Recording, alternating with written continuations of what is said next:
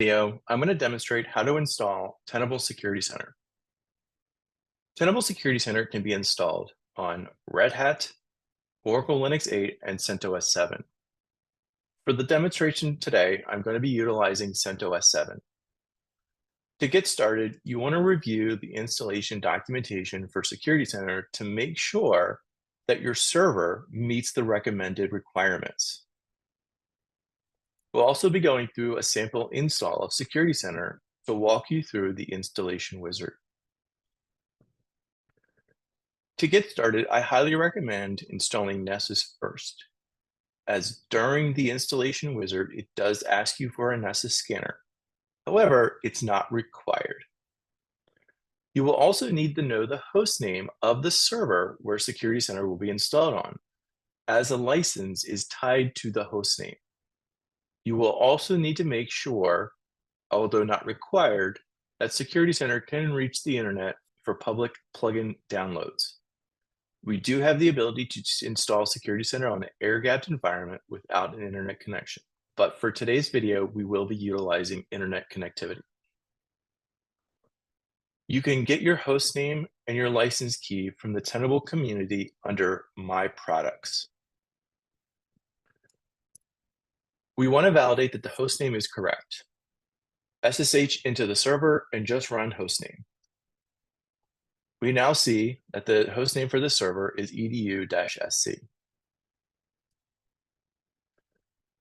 Go ahead and go to Tenable Security Center View Downloads. You will need to log in with the username and password. This will be created for you when you become a customer. We can now see the installation packages that are supported. Red Hat and Oracle Linux 8 and 9, along with Red Hat 8 and 9. Download the appropriate installation file and copy it to the server. All you will need to do is run rpm-ivh Security Center and just hit tab. This will go through the installation. Note that Java version 8 or higher is required for the reporting functionality. Security Center will automatically start itself and it will listen on HTTPS. So let's go ahead and go to this IP.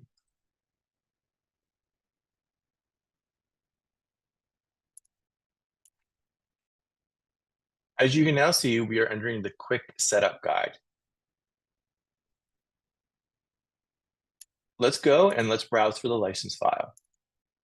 Click Activate. Once we click Activate, it will say that the license file is accepted. We will also need the download code, which allows us to get plugin updates through Tenable's plugin update server. Click the plus and click Register. A green check mark indicates that Security Center was able to contact our registration server successfully. If this does not happen, please check your internet connectivity. Also, you may need to whitelist downloads.tenable.org or downloads.nessus.org to receive plugin updates. This is where we would add our Nessus scanner. We want to make sure the Nessus scanner is named appropriately for what the Nessus scanner will be scanning. As an example, corporate, HQ, location A or B, or based off a business unit.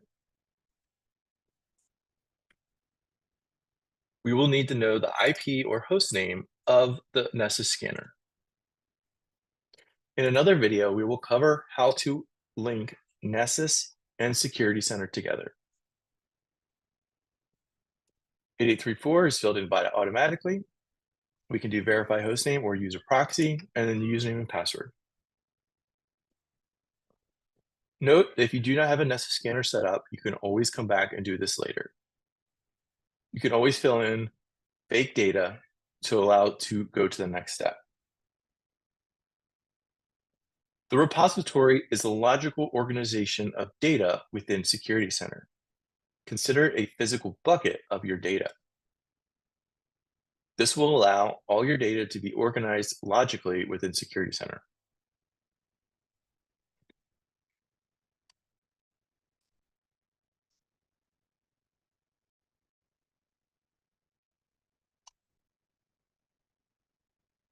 I highly recommend utilizing the universal repository as it allows for both IPv4, IPv6, and agent-based data. We can also input the IP range that this repository will be utilized for. You can also use single IPs or range of IPs or comma separated. Generate trend data allows you to create trend dashboards over time.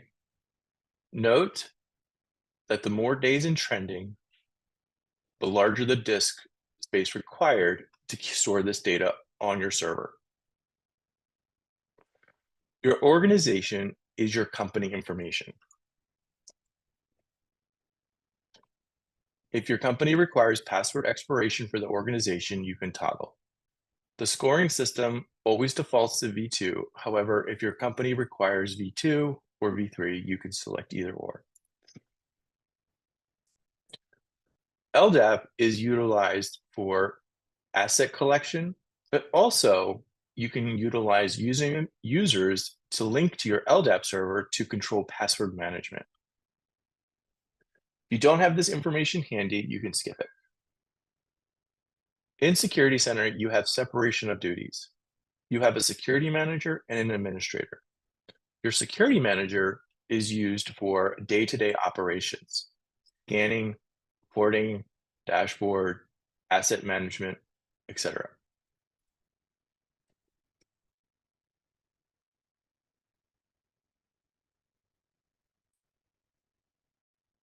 We'll go through and fill out the information. The administrator account is your administrator that deals with adding Nessus scanners, changing configuration settings, managing your license. The default username is admin. However, you can add another administrator account and remove the default admin account. If you want to enable usage statistics, you can do that as here. Confirm all your settings are correct and hit confirm. Congratulations, you have now set up Security Center. Once you click complete setup, you can now get an overview of what everything looks like. We'll also show you the scanner status. As the scanner is currently updating, it will alert you if there's an issue. Once the scanner is finished, it will go green. This allows you to start scanning. To do that, you'll need to log out and log in with the Security Manager account that you created.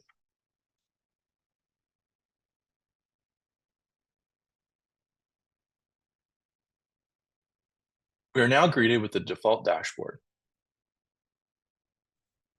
Please look at our documentation to get started on how to configure scans and get your initial setup. Thank you so much for following along with this video. If you have any questions, feel free to reach out.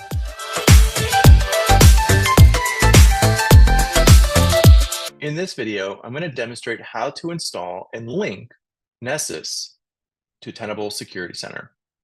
To get started, go to Tenable.com/downloads and look for Tenable Nessus. You can download the platform of your choice on one of our supported operating systems. You can look at our documentation on how to install it on Linux, Windows, Mac OS, Raspberry Pi, or the Docker image. Once you go through the installation, start your Nessus service, and you'll be greeted with the initial setup. To link it to Security Center, select Link Nessus to another Tenable product and hit Continue. We'll need to select Tenable-.sc. Create a username or password.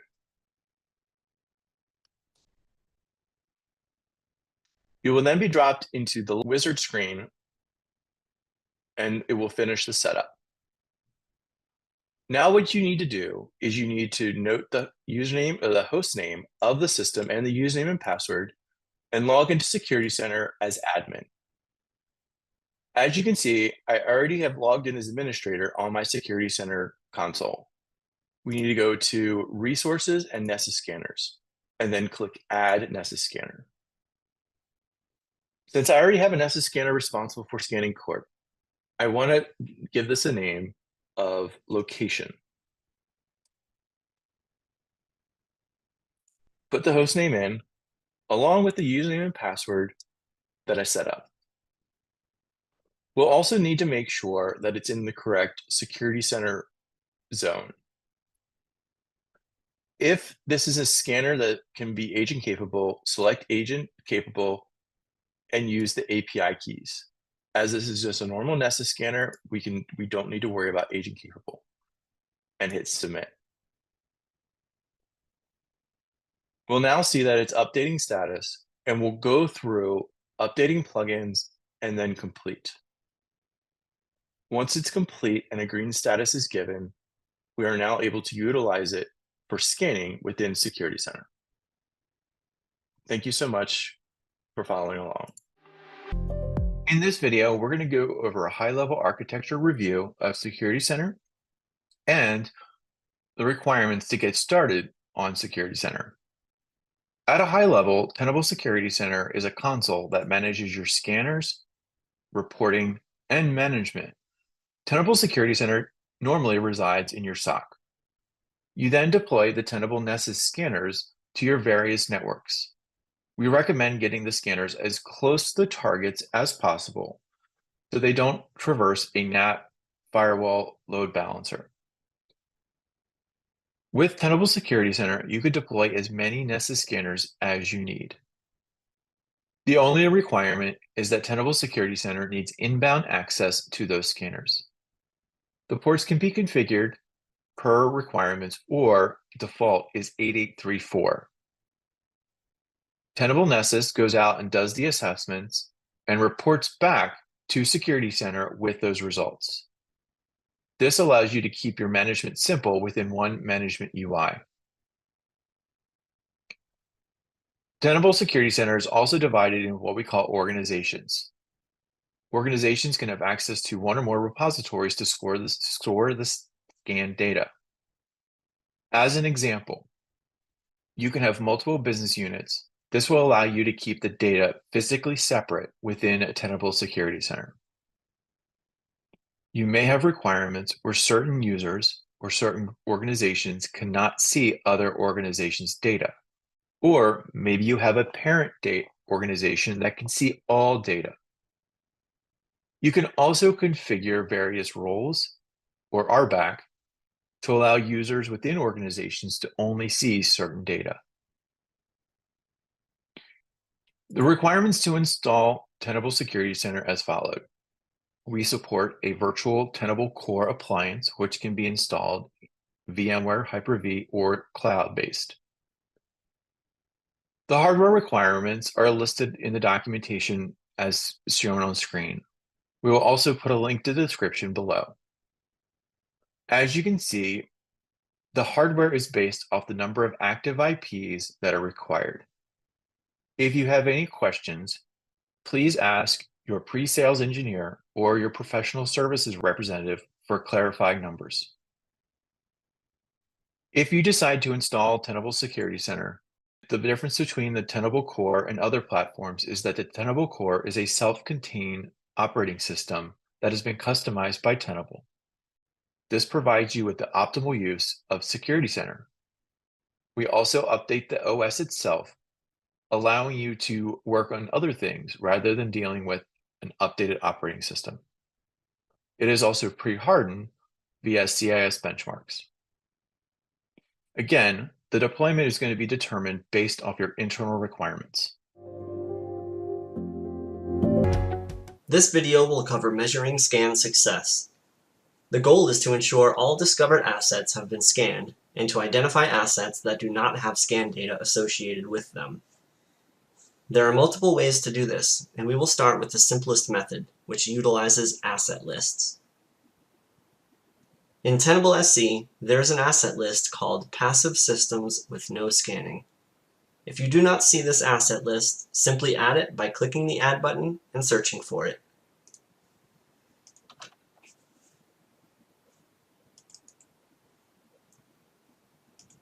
Click on the asset list and click the Add button. Once added, the list will automatically populate. Here you can see the number of assets in our organization which have not been scanned. Unscanned assets present an unknown security risk and should be assessed as soon as possible. In the menu for this asset list, click View to see more detailed information. Here you can see the number of matching hosts on a per repository basis. Further down, you can see the asset definition, which displays the criteria for which assets will be included in this asset list. You can now utilize this asset list in a variety of other workflows, such as dashboards, reports, and scanning. For example, it is a best practice to scan every asset. We will create a new network scan against the unscanned hosts. Click the button to add an active scan. Choose the scan name and policy. Choose the repository to store the data in.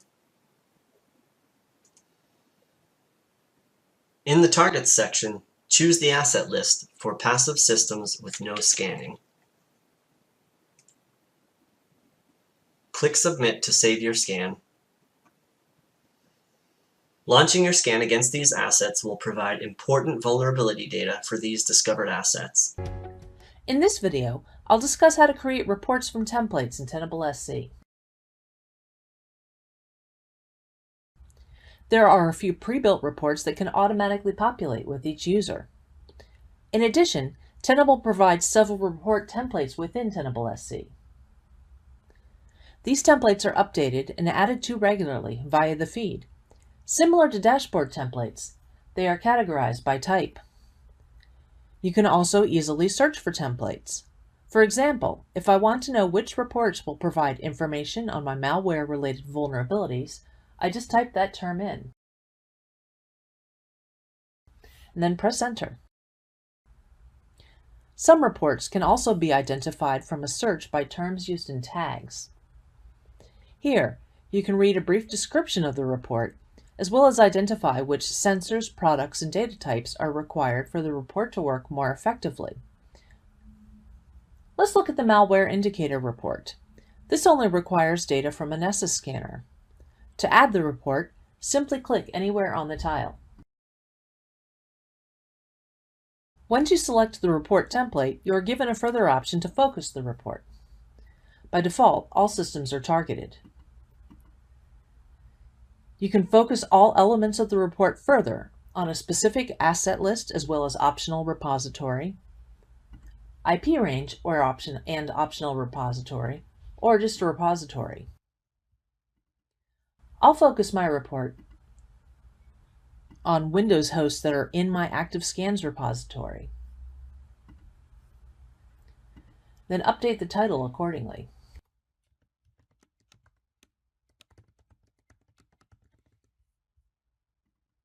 Then just click Add.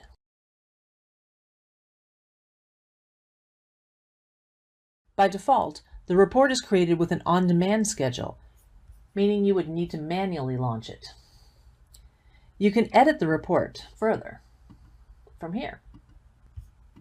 Create a schedule, as well as add a watermark or logo and an encryption password.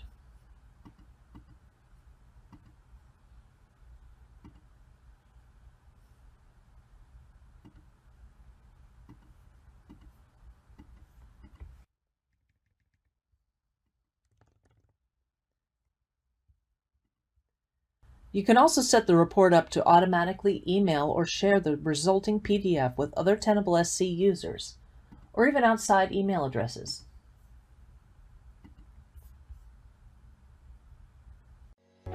This video will discuss using dashboard templates.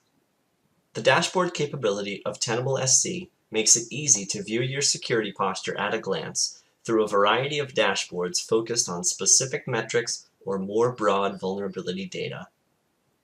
There are a few built-in dashboards, and the first one we'll look at is the Vulnerability Overview. Dashboards are comprised of components, which can be a variety of charts as well as tables, which you can see here. As the name implies, this dashboard is good for understanding the most pervasive vulnerabilities and assets in your environment. The Top 10 Vulnerabilities chart lists the most prevalent vulnerabilities as well as the number of affected assets, as noted in the total column. The top 10 IP summary component provides a list of the IP addresses ranked by their vulnerability score. In addition to the built-in dashboards, it is easy to add additional dashboards via templates. Click the Add Dashboard item to begin. These templates are provided by Tenable and are categorized by type. You can also search for templates. For example, if you wanted to search templates related to Windows systems, simply type Windows in the search field. Here, you can read a brief description of the dashboard, as well as identify which sensors, products, and data types are required for the dashboard to work most effectively. For example, the credentialed Windows scanning dashboard template only requires data from a Nessus scanner. To add it, click the arrow. You have the option to narrow the focus to specific assets, as well as define when you would like this dashboard to update. After doing so, click the Add button. The dashboard will begin to update and populate the components. You can switch dashboards at any time by using the Switch Dashboard dropdown. And when you are ready for advanced usage and customization, you can use the Options menu to customize or create new dashboards. It will cover analyzing individual scan results. To begin, navigate to Scans and Scan Results. Here you will see a list of all scans that this user has run. Click on the scan to view the results. A few navigational items to note here is that the default view is a vulnerability summary, which provides the plugin ID, plugin name, plugin family, severity, vulnerability priority rating, or VPR, and the number of hosts that are affected.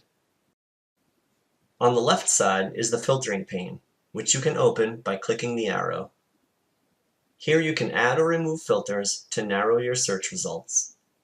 For example, you could create a simple filter for medium, high, and critical severity levels.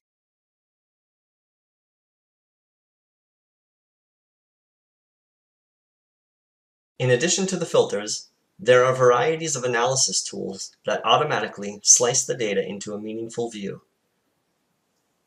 For example, the DNS name summary provides a list of hosts by DNS name ranked by the total number of vulnerabilities which affect the given hosts.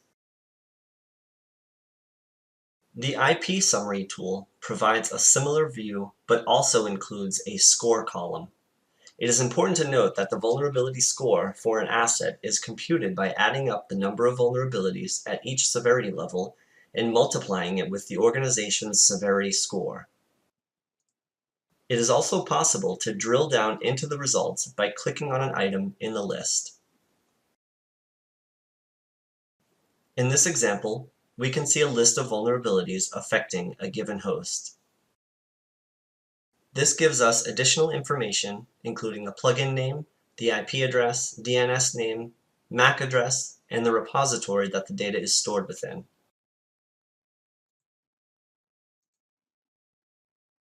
Clicking once more on an item in the list gives us a detailed view with an overview of the vulnerability description, solutions for remediation, raw plugin output, as well as CVSS details and additional metadata. You will also notice that the filter on the left-hand side gets populated automatically as you drill down further. I'm going to talk about how to use filters in Tenable.sc for vulnerability analysis and how to set up queries from those filters. Tenable.sc has a large number of filters that can be used to help narrow down your vulnerability analysis. You can then save those filters as queries. Queries can be used in many of the other features in Tenable.sc, such as reports, dashboards, tickets, and alerts, as well as to quickly reuse the same filters from the vulnerability analysis view. Many of the filters have their own rules as well. Details on specific filters are outside the scope of this particular presentation, however. You can find those details here in the online documentation. Just search for Tenable.sc filters. To set filters, expand the Filters pane from the Vulnerability Analysis view. Only a few of the available filters, those that tend to be the most popular, are listed by default. To add additional filters, just click Select Filters. You can scroll through the alphabetical list, or if you know what you're looking for, enter that into the search window. Let's say I want to know which of my Windows 2016 systems have had high or critical vulnerabilities detected within the last 7 days. So I'll go ahead and add the asset filter and the vulnerability last observed filters, and the severity filter is there by default. Now we go ahead and set my values.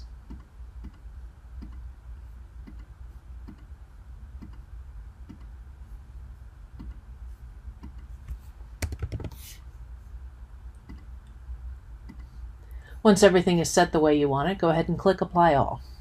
Let's take this one step further. I want to view which systems are affected, so I'll go ahead and switch this to the IP summary view. Now I'm looking at everything that I want to. I want to go ahead and save this as a query.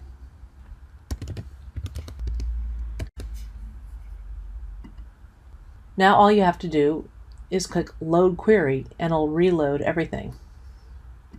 Everything's already loaded there, but it will also include, no matter if you're in a different analysis tool, when you load the query, it loads that as well. You can also manage your queries directly from the Queries page. Here you can add, edit, delete, or share your query. Any query you create is usable by default by all users within your user group. When you share that query with all users in the user group that you're sharing it with. This video will cover launching a basic network scan in Tenable.sc. The goal of this video is to conduct a vulnerability assessment of assets that you do not have credentials for. To begin, we need to create a scan policy. To do this, we'll navigate to the Scan Policies section and create a new policy. There are a variety of templates to choose from for different scanning needs. In this scenario, we'll use the basic network scan template. This template will probe assets over the network to determine open ports, vulnerabilities, and gather a range of information. The time it takes for the scan to complete is dependent upon the speed of your network and the number of hosts you are scanning, as more hosts will require more scanning time. Provide a name and, optionally, a description and tags. For a basic scan, we'll leave the rest of the settings at their default values, which are suitable for most networks. Now that we have a policy, we can create a scan. We'll navigate to the Active Scans section, and now we can add a new scan. After providing a name, we can choose the policy we just created. If you'd like to run this scan on a schedule, you can define that here as well. Next, we'll go to Settings. Here we can choose the repository to put the data in. Next, let's choose our targets to scan. We'll use a previously created static asset list.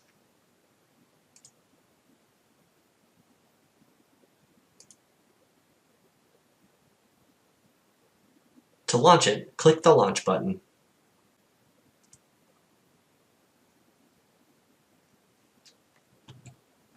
To see the status of the scan, navigate to the scan results. Clicking on the scan will give you more information about the currently running scan, such as the scanner being used and the number of assets already completed.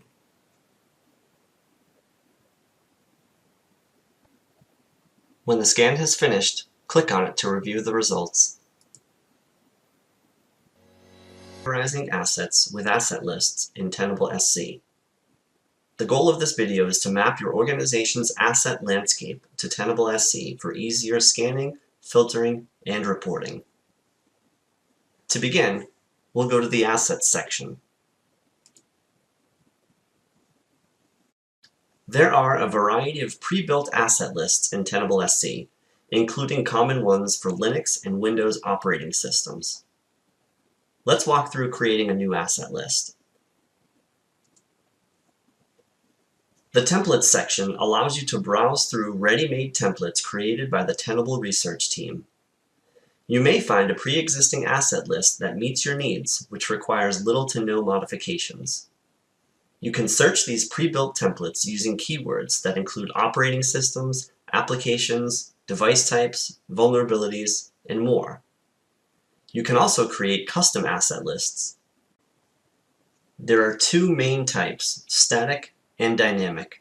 Static asset lists are those which do not change unless manually updated.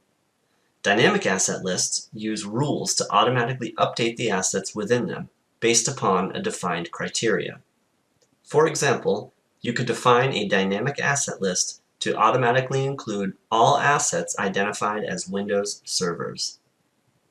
In this example, we'll create a static asset list for a specific range of IP addresses.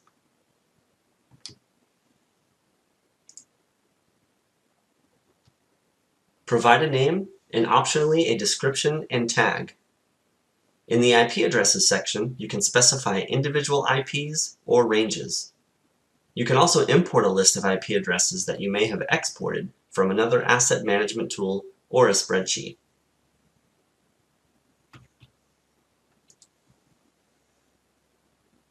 After saving the asset list, you can use it in a variety of places within Tenable.sc, such as vulnerability analysis, dashboards, and reporting. For example, let's navigate to our vulnerabilities. To use the new asset list, create a filter. We'll choose Select Filters and choose the Asset filter. Click on the new asset filter, and you can start typing the name of the filter or scroll through the list.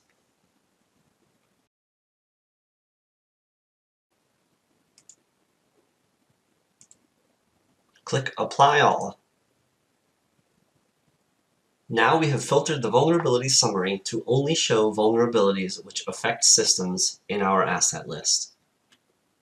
We'll cover launching a discovery scan in Tenable.sc. The goal of this video is to conduct simple identification of assets within your network. To begin, we need to create a scan policy. To do this, we'll navigate to the Scan Policies section. Create a new policy. There are a variety of templates to choose from for different scanning needs. In this scenario, we'll use the Host Discovery template.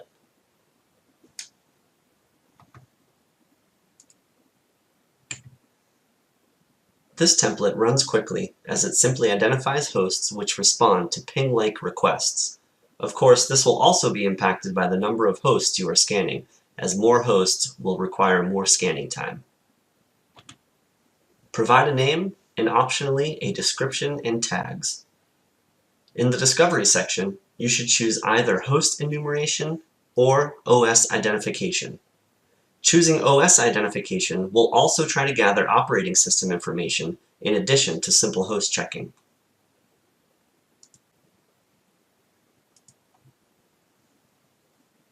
Now that we have a policy, we can create a scan.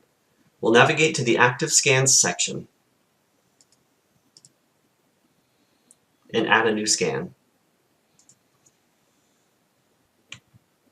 After providing a name, we can choose the policy that we just created. If you'd like to run this scan on a schedule, you can also define that here as well. Next, we'll go to the Settings section.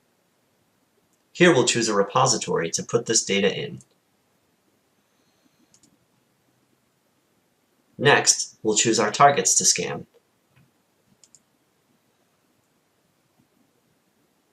We'll change our target type from assets to IP and DNS name. Here you can enter individual IP addresses, ranges, as well as host names. Here we've entered a simple IP address range. When finished, we can save the scan. To launch the scan, click the Launch button. To view the status of the scan, navigate to the Scan Results section. Here we can see that the scan is currently in progress, as well as identifying the number of IPs that have been scanned so far. If we click on the scan, we can get some additional details, including which scanner is currently running the scan job, as well as how many IP addresses have already been completed. When the scan has finished, clicking on it will bring you directly to the results. The default analysis tool is the vulnerability summary. If we change this to an IP summary, we can see that the scan has identified 6 assets. Since we chose to gather operating system information during the scan, we can change the analysis tool to List OS to view them. Nessus Network Monitor greatly increases your ability to detect all the devices that are communicating on your network. Results are automatically imported into the repository or repositories set up by the Tenable.sc administrator. It's best practice to use a separate repository for passive imports. If necessary, you can set up multiple repositories for imports for a single Nessus Network Monitor. For instance, if you have your Nessus Network Monitor set up to monitor IPv6 networks, you'll need to add an IPv6 repository in Tenable.sc as well and associate it with that Nessus Network Monitor. When setting up the repository IP ranges for passive imports, be aware of what ranges you have filtered on your Nessus Network Monitor. The filters here will take precedence over anything set up in Tenable.sc. In this example, even if the Tenable.sc repository is set up to allow all IPv4 IPs, only hosts within the monitored network IP addresses will be imported. By default, Tenable.sc imports Nessus Network Monitor results every 60 minutes. However, you can adjust that setting to align with the report frequency set up in your Nessus Network Monitor. Do that in the System Configuration, External Schedules. Just set the poll interval to as low as every 15 minutes. Once everything is set up by the administrator, log in as an org user to see your imported assets. You can set up a dashboard that can filter on your repositories, or you can browse the cumulative and set a filter on the plugin type and choose passive. And we change our tool here to IP summary. You have a good query for all of your passively detected assets. In Tenable.sc, you can save this as a query, and it'll save all of these filters and this analysis tool. And then you can use that query in reports and dashboards, and you can drill down into the results of any of these. Now you notice that most of these addresses don't have a lot of vulnerabilities associated with them. That's because they're only passively detected, so you just have network traffic to go on. However, now you have hosts that you can look further into and run a credentialed scan on for more information.